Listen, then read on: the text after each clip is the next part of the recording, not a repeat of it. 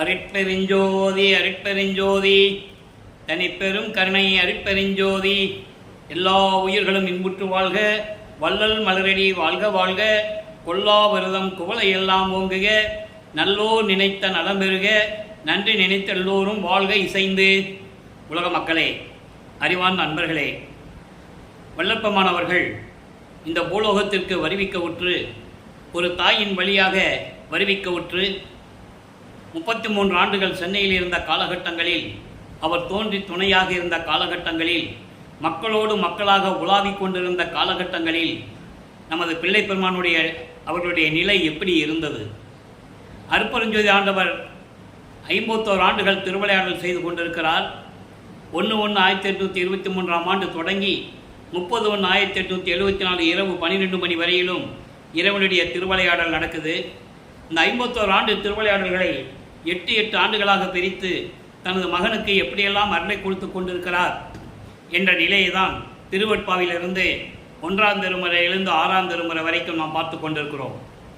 பிள்ளை பெருமானவர்கள் இந்த பூலோகத்திற்கு வருவிக்க விட்டதற்கு காரணம், ஏற்கனவே பிரபஞ்சங்களில் தோன்றிய அத்தனை சமயங்களும் மதங்களும் மார்க்கங்களும் அழிந்துவிட்ட நிலையில், இப்போ சதுர்யுகத்தில், இந்த ஒளி யுகத்தில், இந்த சக்தி யுகத்தில் இருக்கின்ற மக்களுக்கு ஒரு மார்க்கம் வேண்டும், ஒரு ஆன்மீக மார்க்கம் வேண்டும் என்பதற்காக அருட்பெருஞ்சோதி ஆண்டவர் சுத்த சன்மார்க்கத்தை நிறுவி அதை தன் மகன் கையில் ஒப்படைத்து உலக மக்களை எல்லாம் சுத்த சன்மார்க்கத்தில் இணைத்து உலக மக்களெல்லாம் இன்புற்று வாழ வேண்டும் என்பதற்காகவும், மரணமில்லா பெருவாழ்வில் உலக மக்களெல்லாம் வாழ வேண்டும் என்பதற்காகவும் தனது மகனை இந்த பூலோகத்திற்கு வருவிக்க செய்தார் என்ற நிலையை நாம் பார்த்து கொண்டிருக்கிறோம். நமது பிள்ளை பெருமானவர்கள் 5/10/1823 ஆண்டு சிதம்பரம் அருகிலே இருக்கின்ற மருதூர் என்ற கிராமத்திலே வசித்து கொண்டிருந்த ராமையா பிள்ளை சின்னையம்மைகளுடைய இல்லற வாழ்க்கையில் மகனாக வருவிக்க உற்றவர். அவர்களுக்கு ஏற்கனவே இல்லற வாழ்க்கையில் பிறந்த குழந்தைகள் 4 பேர் உண்டு. 2 பெண் பிள்ளைகள், 2 ஆண் பிள்ளைகள். இவர் 5ஆவதாக இறைவனுடைய மகனாக வருவிக்க உற்றவர் என்ற நிலையை நாம் திருவெட்பாவிலிருந்து அந்த பிரபஞ்சத்தின் உண்மைகளை பார்த்து கொண்டிருக்கிறோம். அப்படி வருவிக்க உற்ற பிறகு 5 மாத குழந்தையாக இருக்கும்போது சிதம்பரத்திலே தன் மகனுக்கு அருட்பெருஞ்சோதி ஆண்டவர் வெட்ட வெளியாக காட்டியது, சிதம்பர ரகசியத்தை காட்டியது எப்படியெல்லாம் என்பதை பாடலின் மூலமாக பார்த்து விட்டோம். அதன் பிறகு ராமையா பிள்ளை அவர்கள் காலமான உடனே சின்னையம்மை அவர்கள் 5 குழந்தைகளையும் அழைத்து கொண்டு சின்னக்காவனம் என்ற ஒரு கிராமத்திற்கு செல்லுகிறார்கள். அது பொன்னேரி பக்கத்தில் இருக்குது. அதான் அந்த ஊர் தான் அந்த அம்மா இறந்த ஊர், அந்த அம்மா பிறந்த ஊர். அப்போது அந்த அம்மா பிறந்த ஊருக்கு போன பிறகு சில ஆண்டுகளாக அங்கே இருந்துவிட்டு அதன் மேல் இருக்க முடியவில்லை. சில காரணங்களால் சென்னை வந்து குடியேறுகிறார்கள். ஏழுகணர் பகுதி தெருவில் இருக்கின்ற வீரசாமி தெருவிலே வந்து குடியேறுகிறார்கள். நமது பிள்ளை பெருமானவர்கள் வளர்ந்து கொண்டிருக்கிறார், நமது குழந்தை இறைவன் வளர்ந்து கொண்டிருக்கிறார். இதுதான் முன்னுரை. அதன் பிறகு 8 ஆண்டுகள் வரையிலும் அவர் சென்னையிலே பள்ளியில் சேர்க்க வேண்டிய வயது வந்தவுடன் கொண்டு போய் பள்ளியிலே சேர்க்கிறார்கள். பள்ளியிலே படிக்க முடியாது என்ற நிலையில் வந்து விடுகிறார். காரணம், இறைவன் அங்கே திருவிளையாடல் செய்கிறார். தனது மகன் இந்த உலகிலே எந்த ஆசிரியரிடம் கல்வி கற்கக்கூடாது, எந்த ஆசிரியரை யாரையும் குருவாக ஏற்றுக்கொள்ளக்கூடாது என்ற நிலையில் திருவிளையாடல் நடந்து கொண்டிருக்கிறது. அதனால் இவர் படிக்க முடியவில்லை என்று வந்துவிட்டார். ஒரு குழந்தை பள்ளிக்கூடத்தில் சேர்த்து படிக்க முடியலன்னு வந்துட்டால் எவ்வளவு பிரச்சனைகள் இருக்கிறது நமக்கு தெரியும். அந்த நிலையில் நமது குழந்தை இறைவன் பிள்ளை பெருமானவர்கள் இருந்து கொண்டிருக்கிறார். உலகியலிலே அவர்கள் வைத்த பெயர் ராமலிங்கம். திரு அருட்பிரகாச வள்ளலார் என்று பின்னாளில் மக்களால் அழைக்கப்பட்டார். ஆனால் அருட்பெருஞ்சோதி ஆண்டவர் தன் மகனுக்கு செல்வப்பிள்ளை என்று பெயரிட்டார். அதனால்தான் நான் பிள்ளை பெருமான் என்று கூறுவதுண்டு. அப்போ இந்த நிலையில் படிக்க முடியாத வந்தவுடனே சில பிரச்சனைகள்லாம் வருது. ஒரு தனிமையான இடத்தை அவர் விரும்புகிறார். அப்படி போன இடம்தான் அங்கே சென்னையிலே கந்தகோட்டம் என்ற ஒரு இடம். அங்கே ஒரு முருகன் கோயில் இருக்குது. அங்கே போய் உட்காந்துக்கிறது, எல்லாரும் படுத்து தூங்கின பிறகு வீட்டுக்கு வர்றது, யாரும் எந்திரிக்கிறதுக்கு முன்னாலும் எந்திரிச்சு போயிடுறது. நல்லா புரிஞ்சுக்கணும் நீங்கள். அப்போ இந்த நிலையில் முடிந்த பிறகு 9ஆவது ஆண்டு தொடக்கத்தில், அதாவது 2வது எட்டில் இறைவன் அவர் முன் எழுந்தருளி, மகனே, நீ என்னால் வருவிக்க உற்றவன், உன்னால் இந்த பூலோகத்தில் சில காரியங்கள் எல்லாம் நடக்க வேண்டியது இருக்கிறது. அதனால்தான் உன்னை வருவிக்க செய்தேன். ஒரு தாயின் கருவறையிலே இருக்க வைத்து உன்னை வருவிக்க செய்தேன். காரணம், நீ உலகியலிலே இருக்க வேண்டும். சமயங்களிலும் மதங்களிலும் மார்க்கங்களில் சொல்லப்பட்ட நெறிமுறைகளை நீ பின்பற்றி கொண்டிருக்க வேண்டும். நமச்சிவாயா சிவாய நம என்று சிவபெருமானை நீ வழிபட்டு கொண்டிருக்க வேண்டும். அதன் பிறகு உனக்கு விளக்கத்தை கொடுக்கிறேன். அதுவரையில் நீ ஞானத்தை பெற்றுக்கொள் என்று சொல்லி ஞானத்தை கொடுத்துவிட்டு மறைந்து விடுகிறார். அதன் பிறகு நமது பிள்ளை பெருமான் அவர்கள் பாடல்கள் பாடுகின்ற சக்தியை பெற்றுக்கொள்ளுகிறார், ஞானத்தை பெற்றுக்கொள்ளுகிறார். 9வது ஆண்டிலிருந்து 12 ஆண்டுகளுக்குள் 1ஆம் திருமுறை உருவாகிறது. 8 பதிகங்கள், 712 பாடல்கள். இதுவரையிலும் திருவருள் முறையீடு, வடிவுடை மாணிக்கமாலை போன்ற பதிகெழுகின்ற பாடல்களை எல்லாம் நாம் அருப்பெருஞ்சோதி ஆண்டவருடைய திருவிளையாடல் என்ற பதிகத்திலே நாம் பார்த்து விட்டோம். இப்போ சிவனேச வெண்பா என்ற பதிகத்திலிருந்து இறைவனுடைய பாடல்களுடைய விளக்கங்களை பார்க்க போகிறோம். நல்லா கவனிங்க. மொத்தம் 100 பாடல்களை கொண்டது. இதுவரை 73 பாடலுடைய விளக்கங்களை பார்த்திருக்கிறோம். இன்று 74வது பாடல். சிவனேசா வெண்பா என்பது சிவபெருமானிடம் முறையீடு செய்வது. இந்த உலகிற்கு என்னை வருவிக்க செய்துவிட்டு ஏன் எனக்கு அருளை கொடுக்கவில்லை என்று விண்ணப்பம் வைப்பது. அதாவது இப்போ இந்த காலகட்டங்களில் அவருக்கு சுத்த சன்மார்க்கம் என்னன்னு தெரியாது. அருட்பெருஞ்சோதி ஆண்டவர் தான் உண்மையான கடவுள் என்ற நிலை அப்போ அவருக்கு மறைப்பு நிலையில் இருக்கிறது. சைவ குலத்திலிருந்து வருவிக்க விட்டதனால் சைவ சமயத்தின் தலைவனாகிய சிவபெருமானை இறைவனாக ஏற்றுக்கொண்டு சைவ சமயத்தின் அடையாளமாகிய திருநீரை பூசிக்கொண்டு உத்தராட்சமணியை கழுத்திலே மாட்டிக்கொண்டு சமயங்களையும் மதங்களையும் மார்க்கங்களையும் சார்ந்து கொண்டிருக்கிறார். நமச்சிவாயா சிவாய நம என்ற மந்திரங்களை சொல்லி இறைவனை வழிபட்டு கொண்டிருக்கிறார். இந்த நிலையிலிருந்து நாம் பார்த்து கொண்டிருக்கிறோம். பாடலை கவனிங்க. அதாவது ஏன் திருவருட்பாவிலிருந்த பாடலுடைய விளக்கங்களின் மூலமாக நம்முடைய பிள்ளை பெருமானுடைய நிலையை கூற வேண்டும் என்றால், 203 ஆண்டுகளாகியும் வல்லப்பெருமானுடைய நிலையை யாரும் மக்களிடம் சொல்லவில்லை. பொதுப்படையாக பேசினார்கள், ஒரு கதை போல சொன்னாங்களே தவிர அவர் இறைவனுடைய மகன் என்றும் இறைவனுடைய திருவிளையாடல்கள் நடந்ததினால்தான் அவர் சைவ சமயத்தில் இருந்தார் என்றும் இதெல்லாம் மக்களிடம் யார் சொல்லலை. அது சொல்ல வேண்டியது நமது கடமை. வல்லப்பெருமான் அவர்கள் ஏன் 51 ஆண்டுகள் இந்த பூலோகத்திலே உலாவிக் கொண்டிருந்தார் என்ற நிலையை உலக மக்களுக்கு சொல்ல வேண்டும். இப்போ இந்த பாடலை பாருங்க, அதன் பிறகு விளக்கம். இன்பு உடையான் அன்பு உடையான் என்று ஏழையேன் தலைமேல் அன்புடையாய் நீ அமைப்பித்தாய். இதற்கு வன்படையாது இதுக்கு வன்படையாது எவ்வனம் இனி நெஞ்சு இசைந்ததோ அந்நாளில் இவ்வனம் என்று அறிகிலேன். நல்லா கவனிக்கணும், அறிகிலேன். இது பாடல். அதாவது நான் அன்பானவன், அமைதியானவன், அறிவுள்ளவன் என்று என் தலைமீது உன் திருவடியை வைத்து ஆசீர்வாதம் செய்வாய் என்று நான் எதிர்பார்த்தேன். ஆனால் அது நேர்மாறாக நடந்து கொண்டிருக்கிறது. நீ எனக்கு உன்னுடைய மகன் என்று கூறிவிட்டு மறைந்து விட்டாய். பயப்படாத மகனே, அஞ்சாத மகனே, உனக்கு முன்பருவம் பின்பருவம் காட்டி அருள் செய்வேன் என்று கூறி மறைந்து விட்டாய். இதற்கு வன்படையாது எவ்வண்ணம் நின் நெஞ்சு இசைந்ததோ, நான் இந்த துன்பங்களையும் துயரங்களையும் அடையாத வண்ணம் எப்படி இருக்கும் என்பது உனது மனம் நினைத்து கொண்டிருக்கிறதோ எனக்கு தெரியலை. நான் அறியவில்லை, என்னால் அறிய முடியவில்லை. அந்நாளில் எவ்வண்ணம் என்று அறிகிறேன். அந்த நாள் எப்போ வரும்? நீ ஒரு தாயின் கருவறையில் என்னை இருக்க வைத்து வருவிக்க செய்து விட்டாய். நானும் பூலோகத்திற்கு வருவிக்க உற்றேன். வருவிக்க உற்ற பிறகு நான் படுகின்ற துன்பங்களையும் துயரங்களையும் நீ பார்த்து கொண்டிருக்கிறாய். அன்பானவனே, அன்புடையவனே, நல்லவனே என்று சொல்லி என் தலைமீது உன் திருவடியை வைத்து ஆசீர்வாதம் செய்வாய் என்று நான் எதிர்பார்த்து கொண்டிருக்கிறேன். என்னை வரவிக்க செய்தாய், நானும் வந்துவிட்டேன். ஆனால் அந்த நாள் எப்போ வரும்? நான் காத்து கொண்டிருக்கிறேன். விரைவில் எனக்கு அருள வேண்டும். உன் மனம் கல் நெஞ்சா, இப்படியெல்லாம் இருக்கிறாயே என்றெல்லாம் இறைவனிடம் விண்ணப்ப வைக்கிறார். இந்த நிலைகள் மாறிய பிறகு நமது பிள்ளைப்பெருமான் அவர்கள் 13வது ஆண்டில் திருவொற்றியூருக்கு செல்லுகிறார். தியாகராஜ பெருமானை வழிபடுவதற்காக நமது குழந்தை இறைவன் அவர்கள் குடியிருந்த பகுதியிலிருந்து கால் வலிக்க நடந்து செல்லுகிறார். மனம் அங்கே போக சொல்லுகிறது. மனம் தூண்டி விடுகிறது. மனம் தூண்டி விடுகிறது என்று சொல்வதை விட இறைவனுடைய திருவிளையாடல் நடக்குதுங்க.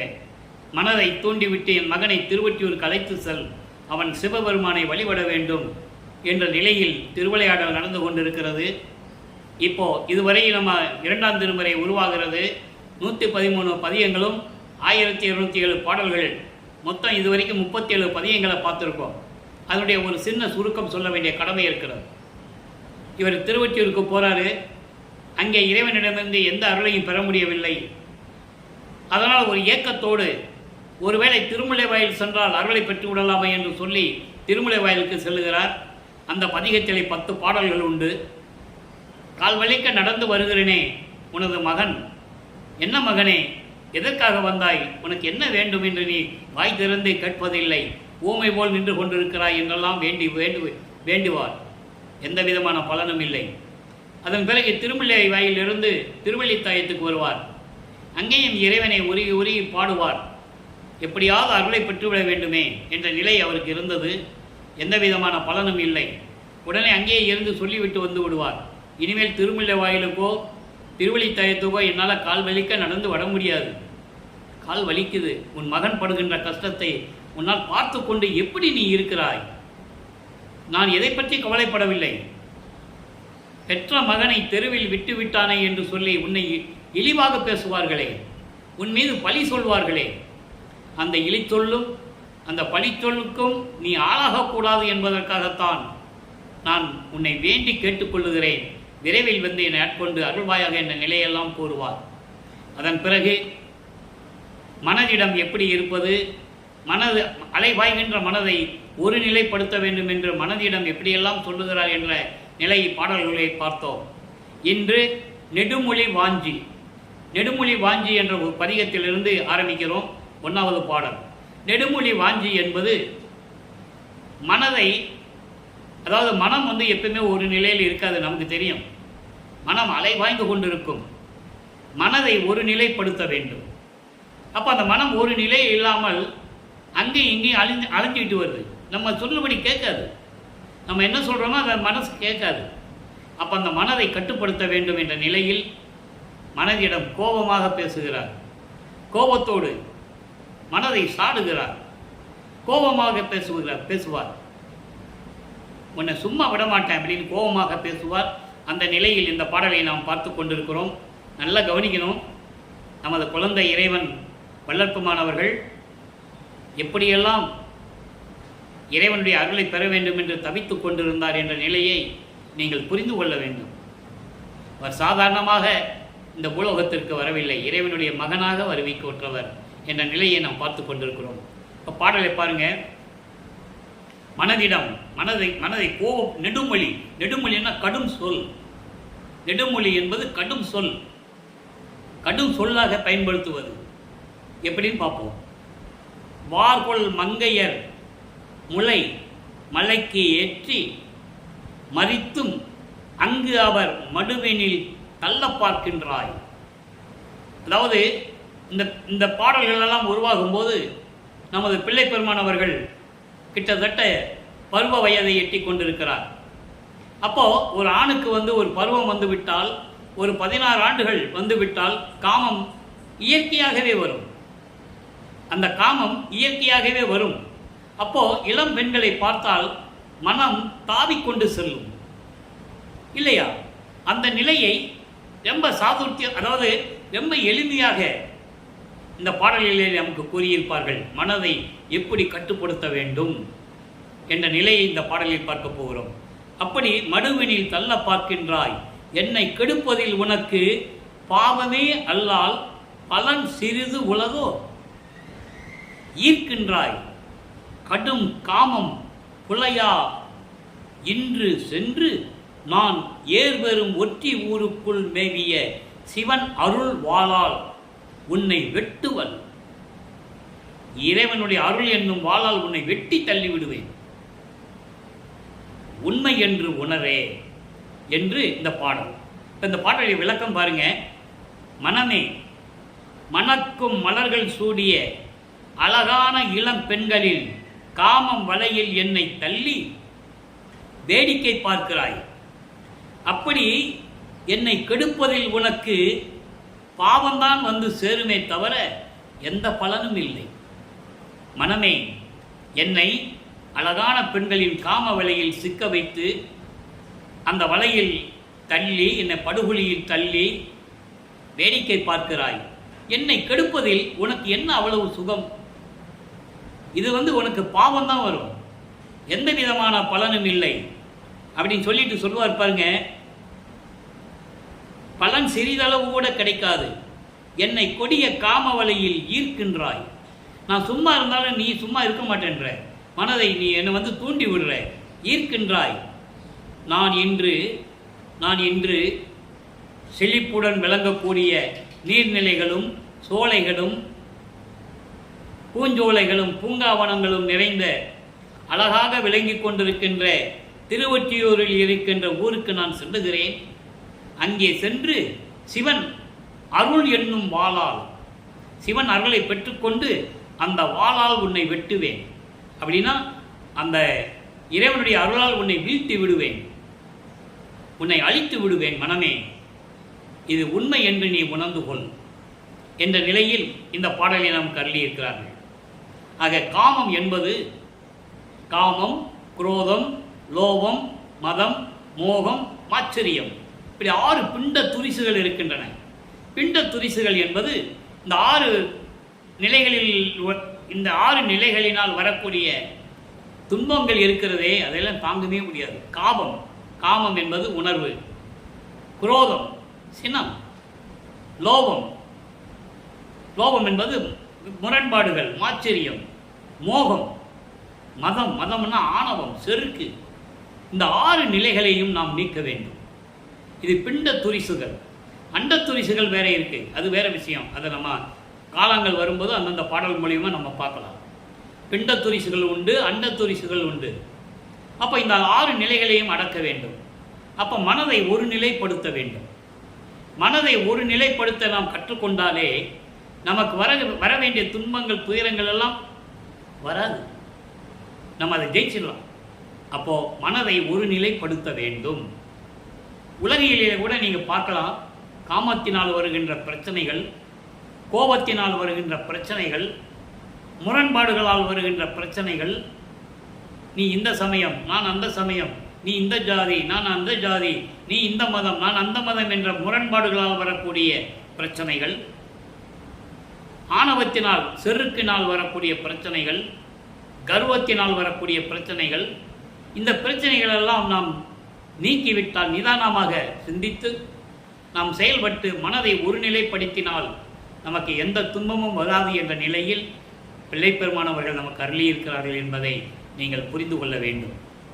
வல்லப்பெருமானவர்கள் 1824ஆம் ஆண்டிலிருந்து 33 ஆண்டுகள் வரை, அதாவது 1857 ஆண்டுகள் வரை சென்னையிலே மக்களோடு மக்களாக உலாவிக் கொண்டிருக்கிறார், ஒரு இறைவனுடைய மகனாக என்பதை நீங்கள் புரிந்து கொள்ள வேண்டும். அப்போ அந்த 33 ஆண்டுகள் 4 8 32. அப்போ அந்த ஒவ்வொரு 8 ஆண்டுகளிலும் நமது பிள்ளைப்பெருமானவர்களுடைய நிலை என்ன என்பதை உலக மக்களுக்கு தெரியப்படுத்த வேண்டும். 16 ஆண்டுகள் வரையிலும் நமது பிள்ளைப்பெருமானவர்கள் இந்த நிலையில் இருந்து கொண்டிருந்தார் என்பதை நாம் 1ஆம் திருமுறையிலிருந்தும் 2ஆம் திருமுறையிலிருந்தும் பாடல் மூலமாக பார்த்து கொண்டிருக்கிறோம். அதன் பிறகு அடுத்த 8, 16 + 8 24, 24 ஆண்டுகளுக்குள், அந்த 8 ஆண்டுகளுக்குள் அவருடைய நிலை என்ன என்பதை 3ஆம் திருமுறையில் இருக்கின்ற 19 பதிகங்களில் இருக்கின்ற 235 பாடலுடைய விளக்கங்களை நாம் பார்க்க போகிறோம். ஏற்கனவே இறைவனுடைய அருட்பெருஞ்சோதி ஆண்டவருடைய திருவிளையாடல் என்ற பதிவிலே நாம் பார்த்தோம். இருந்தாலும் இன்னும் சில விளக்கங்கள் தர வேண்டியது இருக்கிறது. அதன் பிறகு 4வது 8 4 32, 27வது ஆண்டில் பிள்ளைப்பெருமான் அவர்கள் இந்த பூலோகத்திற்கு வருவிக்கவுற்று 27வது ஆண்டில் அவருடைய திருமணம் எப்படி நடந்தது, அதாவது சரியாக சொல்ல வேண்டும் என்றால் 1850ஆம் ஆண்டு இறைவனுடைய திருவருளால் எப்படி நடந்தது, அந்த தனக்கோடி அம்மையார் ஏன் இவர் வறுமைக்கட்டு குடும்பத்தில் இருந்து பிறந்தார், அப்போ தான் இந்த பொண்ணுக்கு இவர் தாய்மாமனாக முடியும், முறைப்பெண்ணாக முடியும். இது ஏற்கனவே நிர்ணயிக்கப்பட்டது. அந்த அம்மாவுக்கு இவர் தாலி கட்டினாதான் அந்த அம்மாவுக்கு விமோசனம் கிடைக்கும். இது இறைவனுடைய திருவிளையாடல். இந்த நிலையெல்லாம் நாம் ஏற்கனவே பார்த்திருக்கிறோம். இன்னும் காலங்கள் வரும்போது அந்தந்த காலகட்டங்களில் விளக்கங்கள் கொடுக்கப்படும். ஆக வல்லப்பமான ஏன்னா மொத்தமாக ஒரே நாளில் சொல்ல முடியாது. 51 வருடம் திருவிளையாடலை 6000 பாடல்களில் உண்டு விளக்கங்கள். நம்ம ஒரே நாளில் சொல்ல முடியாது, நம்ம பிரித்து தான் சொல்ல முடியும். அந்த வகையிலே 1824ஆம் ஆண்டிலிருந்து 1840 ஆண்டுகள் வரை 16 ஆண்டுகள் வரையில் நமது பிள்ளைப்பெருமானுடைய நிலை எப்படி இருந்தது என்பதை நாம் பார்த்து கொண்டிருக்கிறோம். ஒவ்வொரு கோயிலுக்கா அங்கே போகிறது, நடந்து அப்புறம் அவர் போனால் எங்கே போனால் நடந்து தான் போகணும். அவருக்கு அப்போ எந்த சக்தியும் கிடையாது. பறக்கிற சக்தியோ ஒரே இடத்துல பல ரூபங்களில் இருக்கிற சக்தியோ போலாம் அவர் கிடையாது. அதன் பிறகு தான் 33வது ஆண்டுகளில் தான் அருட்பெருஞ்சாண்டவர் வந்த பிறகு தான் அவர் தான் உண்மையான இறைவன் இவருக்கு தெரியும். அதுக்கு பிறகு தான் அவர் சுத்த சன்மார்க்கம் இருக்கிறது தெரியும். ஆக அந்த நிலையில் அவர் சுத்த சன்மார்க்கத்தை பெற்ற பிறகு இறைவனிடம் எப்படி முறையீடு செய்கிறார் என்ற நிலையையும் உலக மக்களுக்கு விரிவாக சொல்ல வேண்டும். காரணம், வல்லப்பெருமானவர் இப்போ சுத்த சன்மார்க்கத்துடைய நிலை என்னவென்றால், சுத்த சன்மார்க்க நெறிகளை பின்பற்றி சொல்லும்போது சில விவாதங்கள்லாம் நடந்து கொண்டிருக்கிறது. வள்ளலாரே மெட்ராஸில் இருக்கும்போது, சென்னையில் இருக்கும்போது சிவபெருமானை கும்பிட்டாரு, பல தெய்வங்களை கும்பிட்டாரு, இங்கே போனார் அங்கே போனார்லாம் சொல்லுவாங்க. சிவபெருமானை வழிபட்டது உண்மைதான். காரணம் அவர் இருந்து தான் ஆகணும். அதுக்காக தான் 33 ஆண்டுகள் சென்னையில் இருந்து சமயங்களில் சொல்லப்பட்ட நெறிமுறைகளை பின்பற்றி கொண்டு சைவ சமயத்தின் தலைவனாகிய சிவபெருமானை வழிபட்டு கொண்டிருக்கிறார். உண்மைதான். அதன் பிறகு வேண்டான்னு சொன்னார்ல, சுத்த சன்மார்க்கத்தை பெற்ற பிறகு இதெல்லாம் தேவையில்லைன்னு சொல்கிறார். அப்போ தேவையில்லைன்னு சொல்லும்போது அதை விட்டுணும்ல, விடுறதில்லை. இதையும் அதையும் போட்டு குழப்பி மக்களுக்கு சுத்த சன்மார்க்கம் என்னென்னு தெரியாத அளவுக்கு நடந்து கொண்டிருக்கிறது இன்றைய நிலை. சுத்த சன்மார்க்கம் என்பது அதனுடைய தலைவன் அருட்பெருஞ்சோதி ஆண்டவர். அவர்தான் இயற்கை உண்மை விளக்க கடவுள். தனிப்பெரும்பதி அவர்தான், தனிப்பெரும் தலைமைப்பதி அவர்தான். சுத்த சன்மார்க்கத்தின் தலைமைப்பதி அவர்தான். அவருடைய மகன் தான் வல்லற்பெருமானவர்கள், பிள்ளைப்பெருமானவர்கள். அப்போ சுத்த சன்மார்க்கத்தை பெற்ற பிறகு இந்த உருவ வழிபாடு வேண்டாம். இறைவன் ஜோதி வடிவில் இருக்கிறாரு, நான் தெரியாமல் அந்த காலத்தில் நான் பண்ணிட்டேன், அது தவறு. எனக்கு அப்போது அற்ப அறிவாக இருந்தது, எனக்கு அறிவில்லாமல் இருந்தது, நான் பண்ணிட்டேன். அதாவது இந்த அறிவில்லாமல் என்று சொல்லுவது அவருக்கு ஒரு மறைப்பு நிலை இருந்தது அல்லவா, அதை சொல்கிறார். ஏன்னா அவங்க அப்பா அருட்பெருஞ்சாண்டவர் இதுக்கு ஒரு மறைப்பு நிலையை கொடுத்துடுறாரு. இப்போ நீங்கள் புராணங்களில் காவியங்களை பார்த்தீங்கன்னா நிறைய இந்த மாதிரி இப்போ திருவிளையாடலாம் நடக்கும். அதை மக்கள் ஏற்றுக்கொண்டார்கள், மக்களிடம் சொன்னார்கள், ஏற்றுக்கொண்டார்கள். நண்பர்களை நான் ஏற்கனவே சொல்லியிருக்கிறேன், நான் திருவிற்பாவதி பேசும்போது மற்ற நூல்களை பற்றியோ சமய நிலைகளை பற்றியோ பேசுவதில்லை. ஆனால் ஒரு சில இடங்களில் உதாரணங்களை எடுத்து சொல்ல வேண்டியது இருக்கிறது. இப்போ நீங்கள் திருவிளையாடல்னு ஒரு படம் பார்த்துருப்பீங்க, கண்டிப்பாக பார்த்துருப்பீங்க. அதில் பார்வதி ஒரு மீனவர் குடும்பத்தில் ஒரு பெண்ணாக பிறப்பார். ஏன்னா அது ஒரு சாபம். சிவபெருமானுக்கும் பார்வதிக்கும் இருக்கிற சண்டையில் நீ பூலோகத்தில் போய் ஒரு மீனவர் குலத்தில் பிறந்துக்கோ அப்படின்னு சொல்லிடுவார். அப்போ மீனவர் குலத்தில் பிறக்கணும், பிறந்துடுறாங்க. அந்த வயது வருகிறது, இறைவன் அவளை ஆட்கொள்ள வேண்டும் என்ற ஒரு வயது வருகிறது. சிவபெருமான மீனவர் வடிவில் அங்கே வருகிறார். அப்போது பார்வதிக்கு தெரியாது இவன் சிவபெருமான் என்று, அவளுக்கு தெரியாது. ஆனால் சிவபெருமானுக்கு தெரியும், இவதான் பார்வதின்னு தெரியும். அதனால ஆட்கொள்ள வராது. அப்போ அந்த பார்வதிக்கு மறைப்பு நிலை இருக்கும், மறைப்பு நிலை.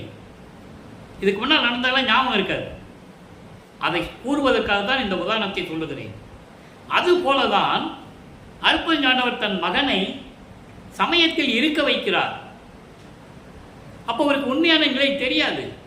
இவர் அருட்பெருஞ்சாண்டவர் மகன்னு தெரியாது, சுத்த சன்மார்க்கம் இருக்க போகிறதுன்னு தெரியாது, ஒன்றும் தெரியாது.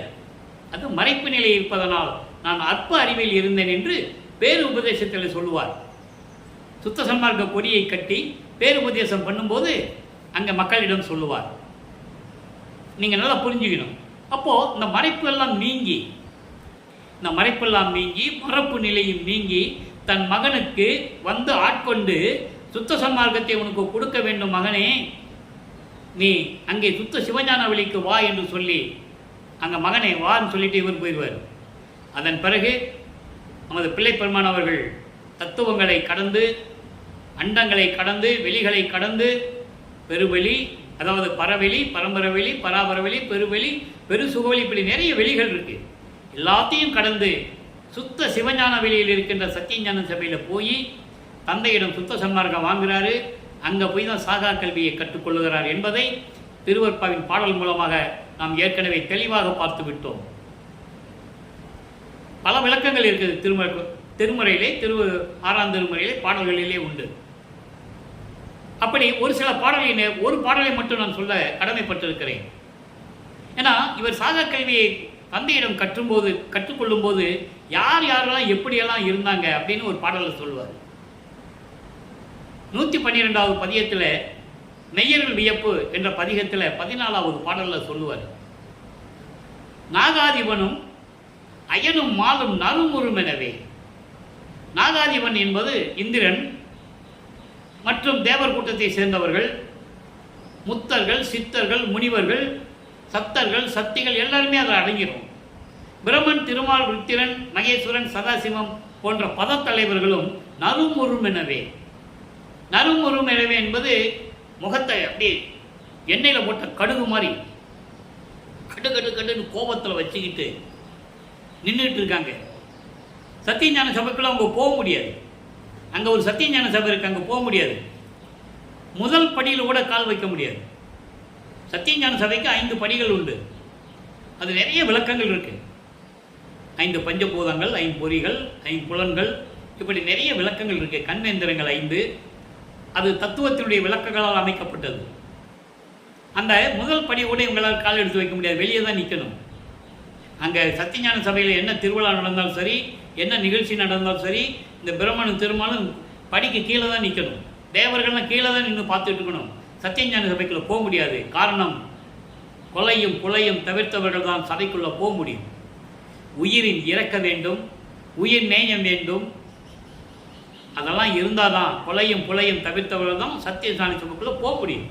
அவங்கெல்லாம் போரிட்டு உயிர்களை கொன்றவர்கள் என்று சொல்லுவார். போருக்கு உரியார் அயன் மாலும் மற்றவர் புங்கவரும். அழகா சொல்லுவார். போருக்கு உரியவர்கள் என்று சொல்லுவார். போர் புரிந்து உயிர்களை கொலை செய்தவர்கள். அதனால் அவர்கள் சத்தியஞான சபைக்குள்ள போக முடியாது. தெளிவாக சொல்லுவார். அவர்களுக்கெல்லாம் அரியவராகி எனக்கு எளியவரானார் என்று சொல்லுவார். ஈர்க்கும் புகுதாத முளை மதத்தை இன்னும் தவித்தார் இல்லை அடி. காமத்தை கூட இன்னும் விடலையாம் அவங்க.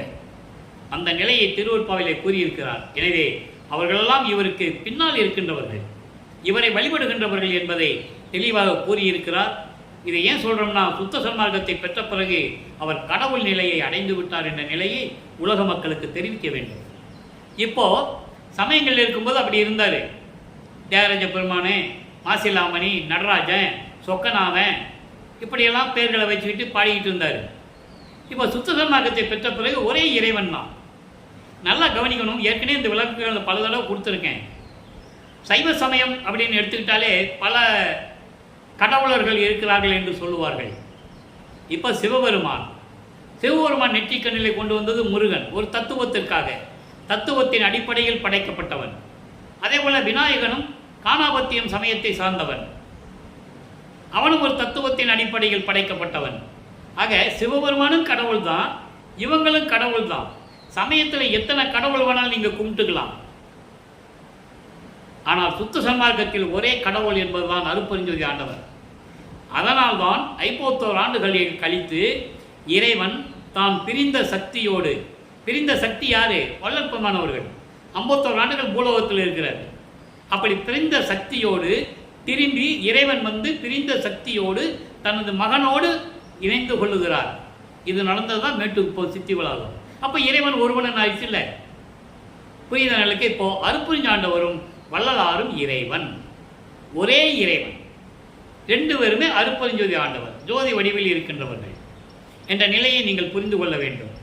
இப்போ சுத்த சன்மார்க்கத்து வந்த பிறகு இந்த துன்பங்களையும் துயரங்களையும் எப்படி நான் கடப்பது என்று தந்தையிடம் விண்ணப்பம் வைக்கிறார். வாதனை கழிவு என்ற பதிகத்திலே நான் ஏற்கனவே கூறியிருக்கிறேன். 1ஆம் திருமுறையிலிருந்து 4 திருமுறை வரையிலுக்கும் இருக்கிற பாடல்களுக்கு 6ஆம் திருமுறையிலே அத்தனை பாடல்களுக்கும் விளக்கம் உண்டு. இப்போ 2ஆம் திருமுறையில் நம்ம பார்க்குறோம்ல, அதுக்கு இப்போ 6ஆம் திருமுறையில் என்ன விளக்கம் இருக்கின்றது அந்தந்த பதிகத்திலே இருக்குது. அது இறைவனுடைய தயவையும் கருணையும் பெற்றிருந்தால்தான் அந்த விளக்கத்தை கூற முடியும் என்ற நிலையில் இந்த வள்ளலார் ஊழியன் உங்களிடம் பேசிக் கொண்டிருக்கிறேன். இப்போ பாருங்க, வாதனை கழிவு என்ற பதிகம் 1வது பாடல். வாதனை கழிவு என்பது துன்பங்களையும் துயரங்களையும் எப்படி நீக்குவது, எப்படி இந்த உலகத்தில் செல்வ செழிப்போடு வாழுவது, மனதை எப்படி ஒருநிலைப்படுத்துவது என்ற நிலையில் இந்த பாடல்கள் உண்டு. எப்படி 2ஆம் திருமுறையில் சிவனுடைய அருளை பெற்றுக்கொண்டு அருள் என்னும் வாளால் உன்னை வெட்டி வீழ்த்துவேன் என்று சொன்னார்ல, இன்னைக்கு பார்த்த பாடல் இல்லை, 1வது பாடல் இல்லை. இப்போ வாதனை கதிவில் 1வது பாடலில் என்ன சொல்றாரு? பொழுது விடிந்தது, நல்லா கவனிக்கணும். பொழுது விடிந்தது, இனி சிறிதும் பொறுத்து முடியேன் என நின்றே அழுது விழிகள் நீர் புலம்ப கூவி கூவி அயர்கின்றேன். எப்படி அங்கே சென்னையில் 33 ஆண்டுகள் சிவபெருமான் விட்ட எப்படி அழுதாரோ அங்கே ஒரு பலனும் இல்லை. நல்லா புரிஞ்சுக்கணும். அங்கே 33 ஆண்டுகள் சென்னையில் இருக்கிற காலகட்டங்களில் திருமுல்லவாயில், திருவள்ளித்தாயம், திருவொற்றியூர்னு பல கோயிலுக்கு போய் வேண்டி வேண்டி அழுது அழுது எந்த அருளையும் பெற முடியவில்லை. அதே நிலையை சுத்த சன்மார்க்கத்து வந்த பிறகு சொல்லுகிறார். அழுது விழிகள் நீர் துளும்ப துளும்ப கூவி அயர்கின்றேன், பழுது தவிர்க்கும் திருசனிக்குள் பட்டதில்லையோ, பலகாலம் உழுது களைத்த மாடு அணையேன், துணை வேறு அறியேன் உடையானே. இது பாடல். அதாவது பொழுது விடிந்தது. பொழுது விடிந்தது என்பது இரவு போய் பகல் வந்து விட்டதுன்னு உலகியல் விளக்கம், அது நூல் விளக்கம். இங்கே பொழுது விடிந்தது என்பது எனது அறியாமையை நீங்கி நான் தெளிவாகிவிட்டேன். எப்படி அறியாமை நீங்கியது? சமயங்களையும் மதங்களையும் மார்க்கங்களையும் விட்டுவிட்டதனால். ஏன்னா இறைவன் சாதி மதமும் சமயமும் கடந்த இறைவன். சாதி மதமும் சமயமும் பொய்யென ஆதியில் உணர்த்தி அருப்பெருஞ்சோதி. ஆதியும் சமயமும் மதமும் காணா ஆதி அனாதையாம் அருப்பெருஞ்சோதி. இது அகவல்ல. இப்படி நிறைய இடங்களில் பாடல்கள் உண்டு. திருவருட்பாவில 6ஆம் திருமுறையிலே இங்க பொழுது விடிந்தது எப்படி என்றால் அதையெல்லாம் விட்டு விட்டேன். நான் அறியாமையில் இருந்து கொண்டிருக்கும் போது, எனக்கு மறைப்பு நிலை இருந்து கொண்டிருக்கும் போது, சமயங்களிலும் மதங்களிலும் மார்க்கங்களிலும் நான் பற்று கொண்டு இருந்தேன் என்பது உண்மை. நீ சுத்த சன்மார்க்கத்தை கொடுத்து விட்டாய். இப்போ என் அறிவு விளங்கி விட்டது, அறியாமை நீங்கி விட்டது, பொழுது விடிந்து விட்டது. அப்படி விளக்கம் கொடுக்கணும். இனி சிறிதும் பொறுத்த முடியேன், இனிமே என்னால் பொறுக்க முடியாது. நீ நின்று விடாப்பிடியாக நான் அழுது அழுது உன்னை கூவி கூவி அழைத்து அழுத்து போனேன், அயர்ந்து போனேன், அழுத்து போனேன். என்னால் முடியலடா சுவாமி. இது உன் காதுக்கு கேட்கல? துன்பங்களையும் துயரங்களையெல்லாம் நீக்கி கொண்டிருக்கின்ற உன் காதுக்கு இது கேட்கலையா? நான் சொல்றது உனக்கு கேட்கலையா? நான் எப்படி இருந்த பல காலங்கள், பல ஆண்டுகள் உழுது களைத்த மாடு போல இருந்தேன்.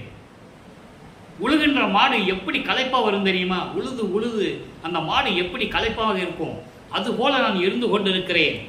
எனக்கு வேறு யாரு துணை இருக்கிறார்கள்? என்றே மெய்கண்டனான் மற்ற பொய்கண்ட தெய்வங்களை மேவு வேணும்னு சொல்லுவார். மறந்தும் என்ற நாவால் உரைக்க மாட்டேன் சிறு தெய்வ நாமங்களை.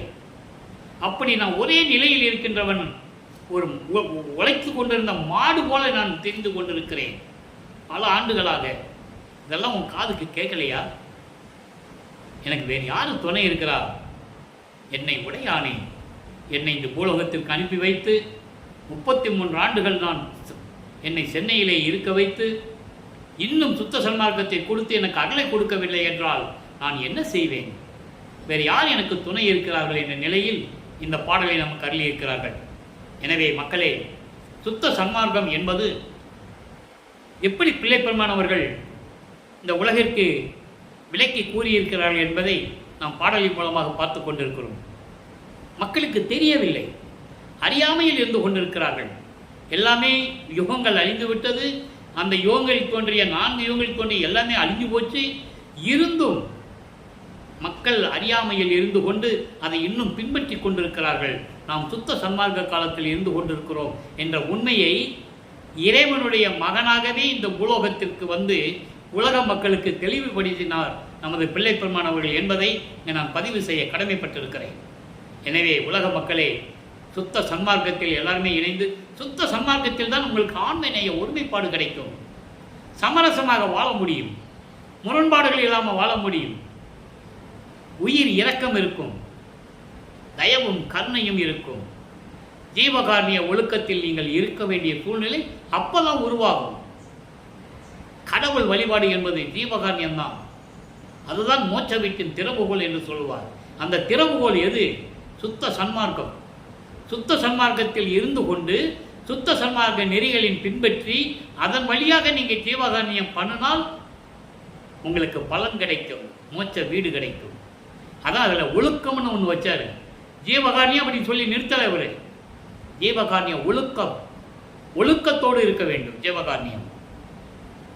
எனவே அன்பர்களே, உயிர் இரக்கம் கொண்டு எல்லா உயிர்களையும் தன் உயிர் போல் நினைத்து தயவும் கருணையோடும் இருந்து அருப்பெருஞ்சோதி அருப்பெருஞ்சோதி தனிப்பெருங்கனை அருப்பெருஞ்சோதி மகாமந்திரத்தை சொல்லி ஒரே இறைவனாகிய இயற்கை உண்மை விளக்க கடவுளாகிய அருப்பெருஞ்சோதி ஆண்டவரை வணங்கி நீங்கள் இறைவனுடைய எல்லா செல்வங்களையும் பெற்றுக்கொண்டு இந்த வையகத்திலே நீங்கள் வாழ்வாங்க வாழ வேண்டும், நீடூழி வாழ வேண்டும், மரணமில்லா பெருவாழ்வில் நீங்கள் வாழ வேண்டும் என்று இறைவனுடைய தயவாலையும் கருணையாலையும் இறைவனுடைய ஆசை பெற்றவன் என்ற நிலையில் இந்த வள்ளலார் ஊழியன் உங்களை வாழ்த்தி வணங்கி விடைபெறுகிறேன். நன்றி, வணக்கம்.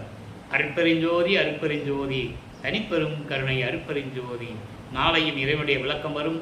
கண்டு கழிந்து மகிழ்ந்து இறைவனை வேண்டி எல்லாரையும் பெற்றுக்கொள்ளுங்கள்.